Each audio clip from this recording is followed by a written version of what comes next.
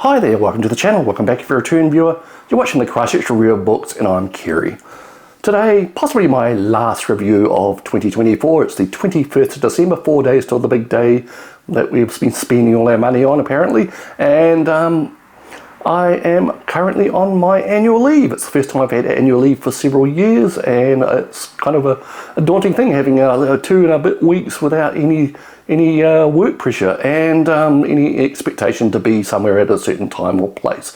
So how will I cope with that? I don't know. I've already spent one day doing very little, and may that long continue, I suppose.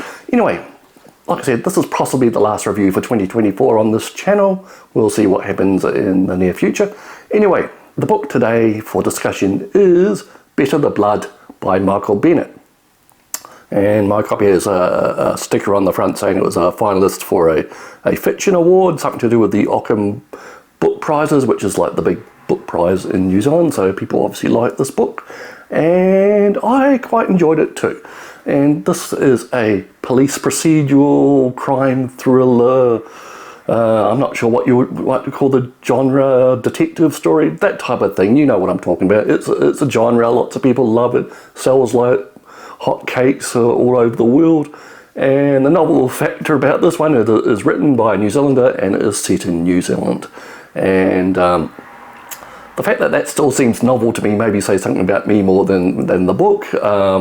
Growing up, this type of thing always came from overseas. It didn't come from our country. Or if it did, it was a highfalutin literary fiction examining the meaning of existence or something. But nowadays we do it like everyone else in the world. Anyway, so the main character in this book is Hannah Westerman. She is a detective sergeant in the police force in Auckland, or Tamaki Makaurau, as you may say it. And I'm probably going to be murdering several te reo Maori words in this review because the angle of this book, there's a lot of Maori language content and there's a lot of Maori content, basically. Let me explain. Anyway, Hannah Westerman is a detective, and but the book starts 170 odd years before that. In 1863, we get a little tableau scene of a group of British colonial soldiers in New Zealand, in the Auckland region, having their photograph, well, a daguerreotype, the early photographic process, having one of those taken by a European photographer. We read all the troops are lined up in a semicircle around under a tree, and the horrific thing is that when the mental picture that you read pulls back, you see there's a Maori rangatira or chief hanging from the tree above them, and they look pleased at this fact. Now, this will factor greatly in the story later on. I don't think it's any great spoiler to say that. Anyway, back to Hannah Westerman. Now, she is a detective, a female detective, obviously, in the New Zealand Police, and she's based in Auckland, or Tamaki Makaurau, and she's under a lot of pressure. The usual hard-working police detective thing that you read in all these type of books or see on the cop shows. She's undergoing a divorce. Her partner was another detective called Jay. He was her husband, obviously, and they have a child together, an 18-year-old girl called Addison. And Addison is a kind of a social justice warrior type with a shaven head, and she does raps and music, and she has a friend called, androgynous friend just called Plus One. And she gets into trouble, causing friction between Hannah and her former husband, or soon-to-be former husband, and this leads to all sorts of drama. Anyway, that's kind of like a side story to the main event. As she's Hannah is in court. Some guy is accused of rape. He gets off lightly because the judge thinks he's got a promising future or something. This leads to a confrontation in the car park building, and Hannah allegedly assaults the defendant, which doesn't go down well with his lawyers or the police. Now, this is another side issue in the book which kind of peters out before the end. I'm not sure why it was included, just to show how righteous Hannah is, I suppose. And anyway, the main plot is that Hannah receives a anonymous email which shows a video of a derelict housing facility that they call the Palace, I believe. and she and her fresh-faced young police partner called Stan go to investigate. They find nothing, and then as they're going away, they realise that the window in the video doesn't kind of line up with what they saw inside the building, and they go back in and find there's like a walled-off room. Open that room and find there's a body hanging in there, and when they do an investigation around the area, they find a spiral pattern which was created by the blood of the victim, it turns out. Now this leads them to think there is someone creepy going around killing people, which is pretty obvious. Businessman apparently commits suicide jumping from the roof of a building, and this turns out not to be quite what it seems. This leads on to a series of killings which probably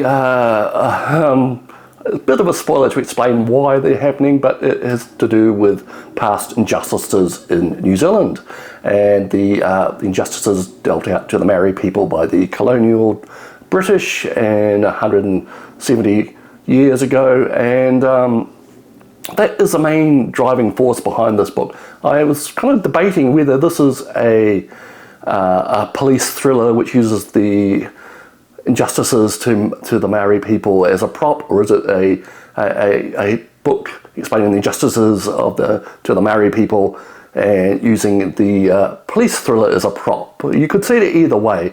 It's obviously Michael Bennett wants to get across an important series of facts about how the Maori were wronged in the past, and good on him for that, because they are facts. There's not much debate about it, even though people of my race, Pākehā, white New Zealanders, like to look away from this type of thing. They don't want to think about it, or if they do, they scoff at it and accuse those bloody Maoris of wanting money and all this type of thing. It's the younger generations, younger than me, probably aren't that way, but people my age and older seem to be stuck in their ways, and they want to dismiss everything about Maori culture. And not everyone is like that, but I find it is a prevalent, quite common attitude. You find when you talk to people, there's a lot of casual racism, and underlies an issue which is kind of boiling away under the surface of New Zealand, under the tourist view of New Zealand. There's a lot of this type of thing happening, a lot of things that have gone unspoken for close to 2 centuries, and there have only been small attempts to kind of right these wrongs within the last 50 years perhaps, and it's not going away. Anyway, what I'm trying to say is this book, if you're not a New Zealander, if you don't understand the issues, this book is actually a very good introduction to it. I think it is very didactic in that way. The author Bennett is trying to inform his readers about the issues and why, and the Maori culture, and why certain things are felt by the Maori people. There's a concept of utu, which is in the past in New Zealand that was kind of translated as revenge or something. There was a movie in the 80s called Utu, which is kind of like a Western thriller type thing involving colonial New Zealand. And after that, most people think Utu means revenge, but in this book he makes clear it's more of a rebalancing of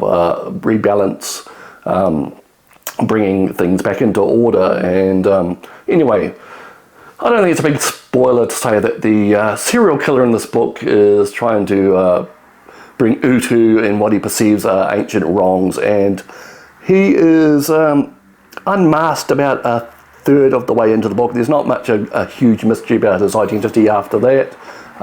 He's a man with a mission, and to say why exactly he's killing the certain people he's killing will be to give away a big spoiler. Yeah, anyway, it's intriguing. The serial killer uses a Maori weapon called the taiaha, which is kind of like a wooden spear used for striking. And in this book, his taiaha has its point is edged by punamu, or greenstone, or you might know as jade, which leaves a particular wound on his victims. And he does a prayer over his taiaha and invokes the spirit of his deceased mother, which all ties back to events in Hannah Westerman's past. She was involved in a police action against a protest at a well, it's fictional Mount Suffolk, but it's very similar to certain protests and occupations in New Zealand's past. If you're a New Zealander, you'll recognise a lot of the stuff in this book as being based on real events.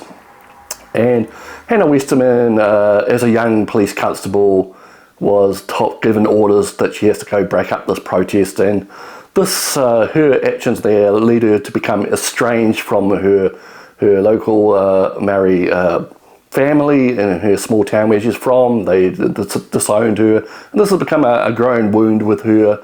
And this serial killer thing, which seems to be connected to the same protest in the past 18 years ago, is a major catalyst for Hannah to take a look at her values, what she values more. Does she value her ethnic culture? Does she value her role as a police officer? Does she follow the law or follow her feelings? That type of thing. Now, I'd like to say that was a kind of deep and meaningful part of this book, but part of me just wants to say this book does delve into police drama cliche. Like I said, the Michael Bennett was a filmmaker. He made a documentary about a case called Tina Pora case, where a young man was basically browbeaten by the police into confessing to a crime he didn't commit, and he spent many years in prison as a result. Crusading journalists and former police officers actually brought that to light, and he got released from prison. It's been given compensation, and Michael Bennett was basically all over that story. And it seems he fancies himself as a bit of a screenwriter anyway, and I think this book leans heavily on police TV or movie cliches. Unfortunately, it has a very important message about the Maori culture and injustices, but I think the police procedural drama part of it kind of lets it down almost. It's compelling. You want the Hannah and her team to solve the case, stop the killer, but at some point it just gets a little too corny. I'd liken it to something like, the detective TV series Luther, which starts deep and serious but kind of ends up more comic booky, kind of cops and robbers type thing. Similar to this, there's a couple of moments in this book where I thought, really? You're really going there? There are connections that the author makes with the crime to the people involved and how everyone seems to be related. There's also a section with a bomb, which injures a certain character, and I thought it was just over the top action movie stuff, which is a shame because I think there's a lot to be said in this book. There's a lot about the injustices in New Zealand's past. There's a lot about the tension that people have about their past, their cultures, their versus what they have to do in their everyday life, that type of thing. It's an enjoyable read if you don't expect a subtle, deep and meaningful meditation on the life of a police officer. The police stuff is very by the books. There's constant reference to situations, rooms with boards with pictures all over them and links and stuff, and there's armed police units raiding things and what have you. You've read it and seen it all before. I think the novel factor is the Maori cultural background in this book. There are lots of explanations of terms and cultural thinking and heritage and whakapapa, which is genealogy. There is a lot of explanation that may be aimed more at a overseas audience that doesn't know these things, or the older generation of New Zealanders, which for whatever reason have remained ignorant of these things even though living in this country. Like I said, it's very didactic, but I don't think it's bad in its didactic nature. It's telling people perhaps overseas or aren't familiar with the local situation what's going on and the reasons behind things. I just wish that the story that it was all